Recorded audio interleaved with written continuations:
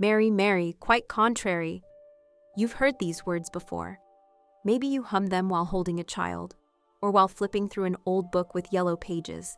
They sound playful, almost gentle, like a riddle from childhood, where fear has no place.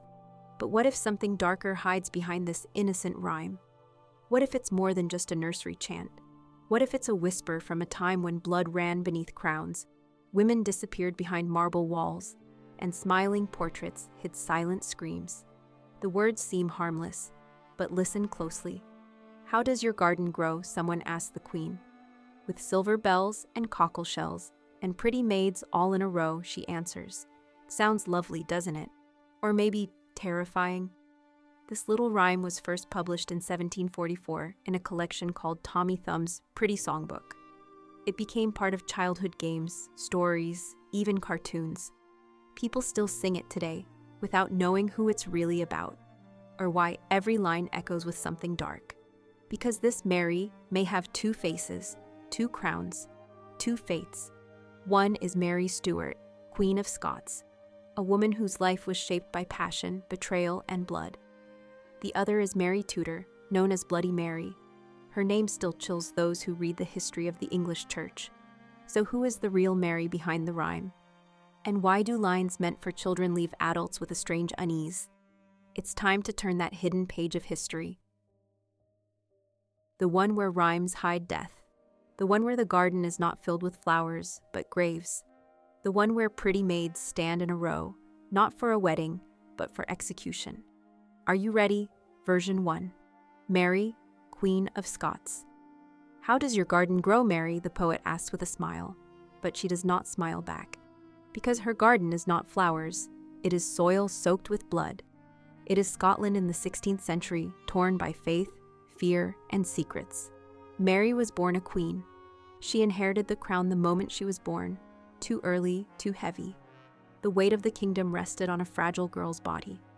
And in her chest, a heart that still believed in love. Her childhood passed in France. There were balls, Latin, tapestries, and lilies. Far from cold Scotland, she married young Francis, the King of France. It felt like a fairy tale, a beautiful queen with delicate features and a poetic soul. He was shy, sickly, but kind. You will be happy, Your Grace, the bishop whispered. France is your home now. But the fairy tale ended as quickly as it began. Francis died after 2 years. The young widow was left alone at a court that no longer needed her. So Mary returned home. But home was the wrong word. Scotland greeted her with suspicion. She was Catholic in a land burning with Protestant fire. Nuns hid their icons. Crowds burned statues. The word papist sounded like a curse, but she did not flinch. She did not show fear. She was a queen, and a queen must walk forward. You need a husband, her advisors said, someone who can unite the country. One name came up more than any other. Lord Henry Stuart Darnley, young, tall, born of royal blood, with fire in his eyes. They met at a ball, and Mary thought, maybe things won't be so bad. He's charming, she told her friend, and he knows how to look. But Darnley knew more than how to look. He knew how to grab power. He didn't want love. He wanted the throne. You think you're a queen, he whispered in her face. No, you're my wife now. That means you're my shadow. At first he was gentle, then demanding, then dangerous. He humiliated her at court. He drank. He disappeared at night. In every glance there was anger toward her, her crown, her strength. Mary stayed silent. She never struck back. But she didn't bend either. She was queen, not by his favor, but by birth. You don't understand, she said one day to an empty room. I am alone among enemies, but I will not break. That was the beginning of the countdown, toward tragedy, toward betrayal, toward a whisper that turned into rhyme, into that old song where the garden grows not from earth, but from blood, rumors, blood, and envy. He arrived at court quietly, like a note barely heard through noise. David Rizzio, musician, diplomat, and Italian. People said he knew more languages than most lords had titles. His voice was soft and refined. His movements were graceful, like a waltz, his eyes careful. Most of all, he listened. Mary valued that above all. Around her, hundreds of faces, courtiers, flatterers, enemies, ladies whispering behind screens. But Rizzio didn't stare at the crown. He looked into her eyes. He didn't call her Your Majesty every time, but he bowed with real respect. He played the lute for her, whispered Petrarch's poems, read letters while she lay with her eyes closed. "You're like music, madam," he once whispered, handing her a glass. Soft on the outside, strong at the core. And she smiled, just for a second, like a woman, not a queen. He became part of her inner circle. People called him a secretary, but everyone knew he was more than that. He understood her. He sensed when she was tired, when she wanted to cry, when she had to stay strong. The whispers came fast, like a snake sliding through the palace halls. "Did you see how he leaned toward her?" the ladies asked. How she touched his shoulder. When the queen's belly began to round, the whispers grew louder. "That's not Darnley's child," the lords joked behind closed doors. "Look at her, she glows, and it's not for him." The rumors cut Darnley like a knife. He already knew his power was fading. His wife was stronger, his name meant less, and now this, humiliation, silent but crushing. He drank more, vanished at night. But the one thing that stayed was jealousy, and jealousy turned into hate. "He has to disappear," he told his father. Once and for all, plot began to take shape, in shadows, in glasses of wine, in whispers from lords who wanted change. It was the evening of March 9th, 1566. Holyrood Palace was quiet. The queen, pregnant, sat at dinner. Around her were ladies, advisors, and David Rizzio. He whispered something. She laughed. Her hand rested on a glass. Her shoulders relaxed. Then, a noise. The doors burst open, clanging, steel, armor, cold. Lord Ruthven led them in. Dozens of men followed. Some hid their faces. Others showed their rage with pride. "He dishonored the queen," Ruthven shouted, pointing at Rizzio. "He will never touch the throne again." Mary stood, her face pale, but her voice steady. "That's a lie," she cried. "If there are charges, let Parliament decide." But the swords were already drawn. Nothing could stop them. Rizzio backed toward her like a child. He clutched her dress. She stepped in front of him, arms wide like a shield. "Stop," she shouted. "This is a crime. You—" They pushed her aside. Rough hands grabbed Rizzio and dragged him into the next room. He screamed, first in Italian, then French, then Scots. Mary tried to rise, but someone pressed a cold pistol to her belly. "No," she whispered. "No, please. Not here. Not in front of me." From the other side of the wall came a dull sound, then another, and a third, like meat being hacked apart. She screamed, not as a queen, but as a woman, frightened, alone, helpless. No one listened, or they didn't want to. Rizzio died within minutes. They stabbed him 56 times. 56. Blades tore through his body like parchment. They stripped his clothes, threw his body onto the stone steps, like trash, like a curse. It stayed there until morning, right beneath the queen's window. And the next day, the rhyme grew louder, but now it wasn't a nursery song. It was the whisper of revenge, a whisper woven into rhyme, into the garden, into history, into memory, death after death. A year had passed, one long, broken year, filled with fear, silence, and memories that no prayer or palace wall could erase. David Rizzio was dead, but his death was not the last. It was only the beginning. And in February of 1567, it was Lord Darnley's turn. He lived at Kirkhope Field on the edge of Edinburgh. People said he was sick, weak. The Queen visited him often. She brought oranges, books, and letters. Some believed she forgave him. Others thought she was watching, but whoever stood near him, danger was already breathing in the dark. It hid under the floors, behind the walls, in the faces of servants. That night, February 10th, the city slept, peacefully, as if the storm had passed. But at 2 a.m, the ground shook. Fire exploded into the sky, as if hell itself had broken free. Darnley's house flew apart. Stones, beams, glass. Everything scattered. Servants screamed. People ran outside. Church bells rang in panic. Neighbors clutched icons, not understanding what had just happened. When the fire calmed, they found Darnley's body in the garden. His servant lay nearby. Both were dead. But something was strange. Their bodies weren't burned. Not a scratch from the blast. Not a mark from the flames. Only one thing stood out. Dark bruises around Darnley's neck. Round, deep, as if from a rope, or someone's hands. "He didn't die in the fire," whispered one of the lords. "He was dead before it." "They strangled him," said voices in the taverns. "The explosion was just to hide it." But who? Who would dare to do this? The name rose fast. Too fast. Bothwell. James Hepburn, 4th Earl of Bothwell. A man of action, a soldier, a politician, a lover. Even then, the whispers filled Edinburgh. People said there was more between the Queen and Bothwell than politics. That they met in secret. That he was with her during the days she visited Darnley. That he was the one who could help her. At the site of the blast, they found clues. Bits of gunpowder barrels, a torn fuse, and a pair of boots said to belong to one of Bothwell's men. The streets roared. Posters appeared on the walls. Crowds gathered in the squares. "She knew," people shouted. "She gave the order." "No," others cried. "She was tricked. She's a victim, not a traitor." The truth drowned in rumors. Just like Darnley, buried in the ground.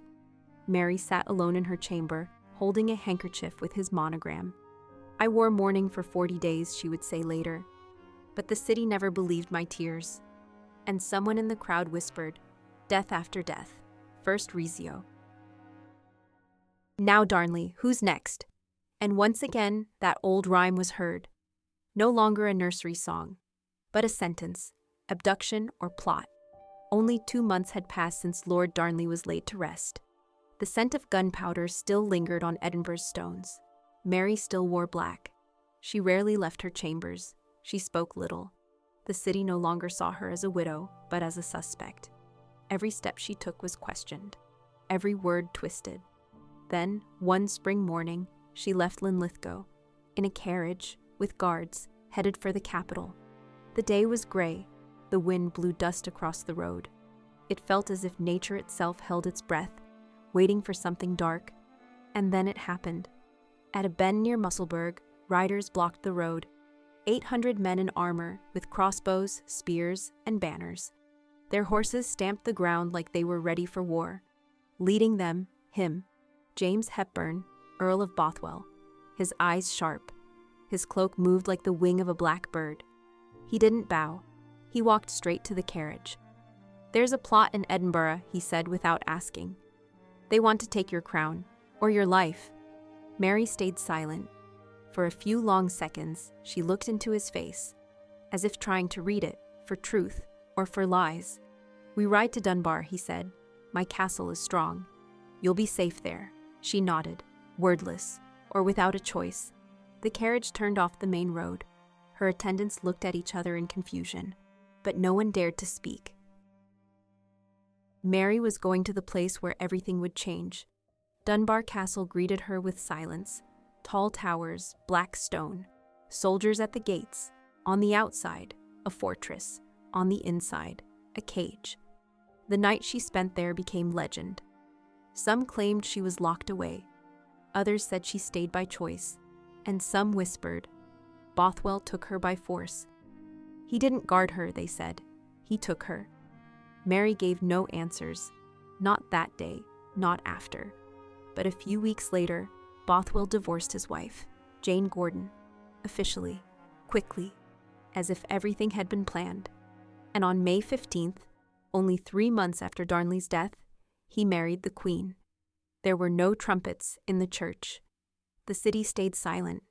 No one offered congratulations. Even the bishops avoided speaking her name. It was love, some said. It was a plot, others replied. It was a prison, wrote the historians. But she remained silent, as if standing once more by the window, a handkerchief in her hands. And in her eyes was something no one dared to name. So Mary, Queen of Scots, became the wife of a killer, or an executioner, or a savior. History still has no answer. Was it a tragedy or a bargain, a kidnapping or a choice? In the pages of the past, only shadows. And in the nursery rhyme, perhaps, the key is still hidden. Guilty or victim? Centuries have passed. But the question remains. Was Mary Stuart a prisoner? Taken against her will, locked away, broken, forced down a path she never chose? Or was it something else? Cold, calculated, planned. Maybe she agreed. Maybe she closed her eyes.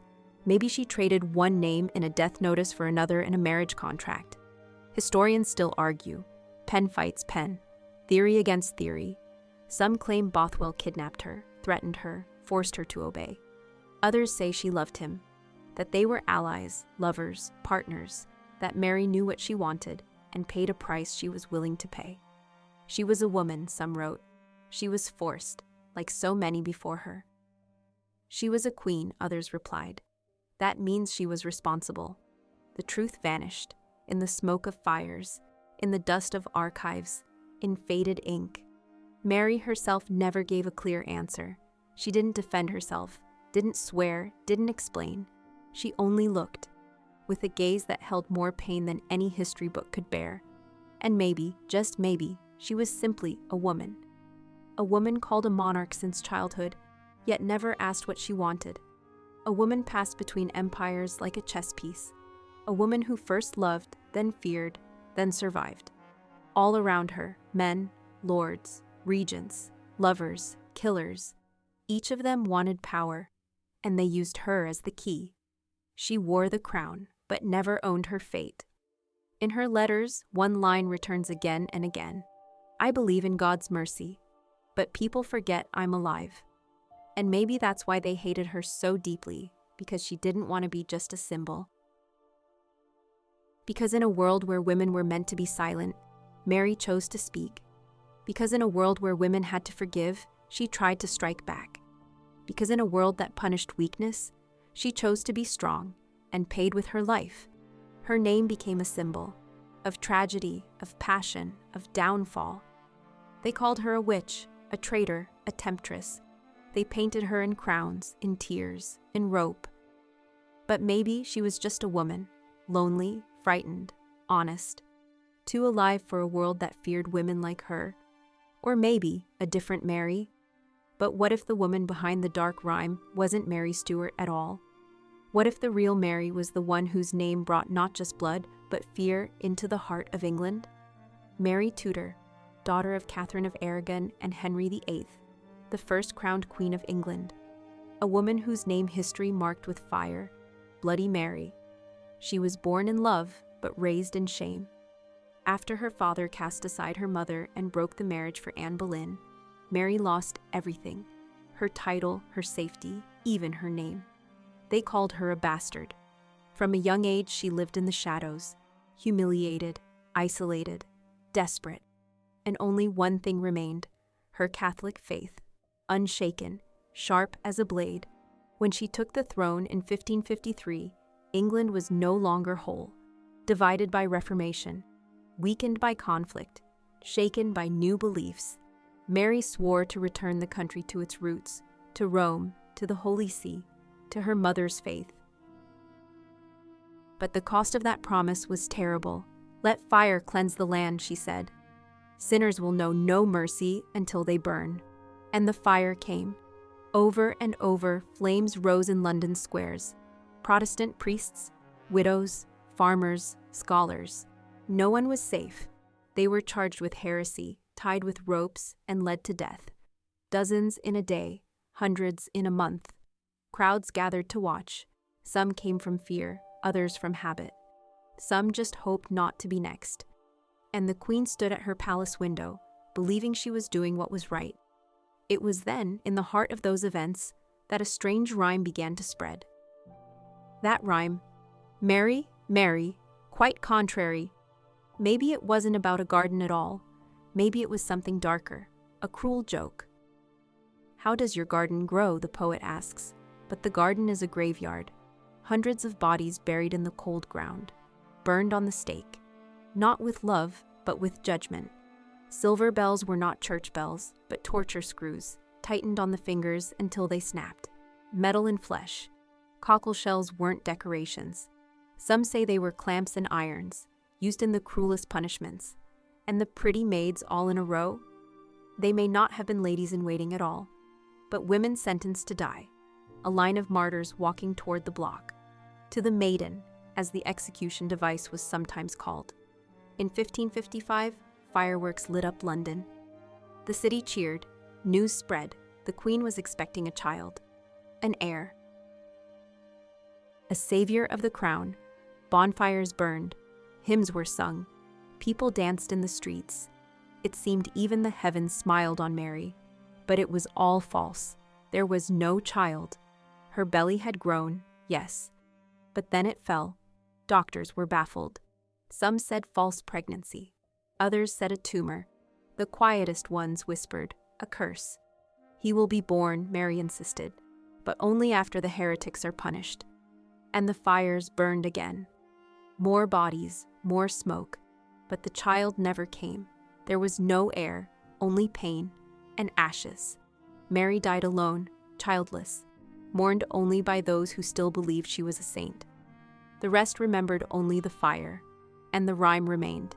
It passed from mouth to mouth, a whisper from the ones who had burned.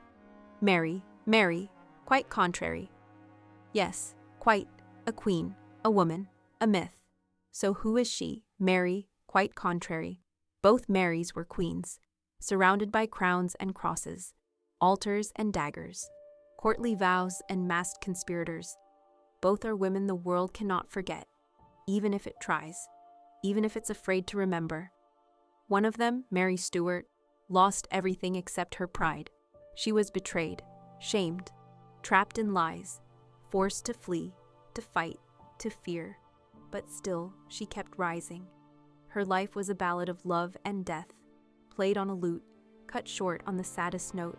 The other, Mary Tudor, lost her childhood, her mother, her sense of self. So she took what she could in return, the throne, the fire, the fear. Her path was a dark mass where ashes became power and pain, her only voice. One was called a witch, the other, a killer. One died far from home, the other was buried in her own land, but left no heir, and both became shadows in history's mirror. Shadows we cannot look away from. So which of them is the real Mary? Quite contrary. Who hides behind the rhyme we chant without thinking?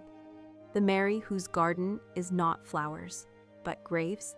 Whose silver bells are not music, but iron on prisoners' hands? Whose maids in a row are not dancers, but women led to die? Maybe it's both, maybe it's neither. But one thing is clear, this rhyme is not about flowers, and not about gardening. It is a whisper, a warning, a memory. So next time you hear, Mary, Mary, quite contrary, how does your garden grow? Stop, and remember, what hides beneath a child's rhyme might not be play. It might be blood, and a crown, and a woman who tried to survive in a world where her name became a curse.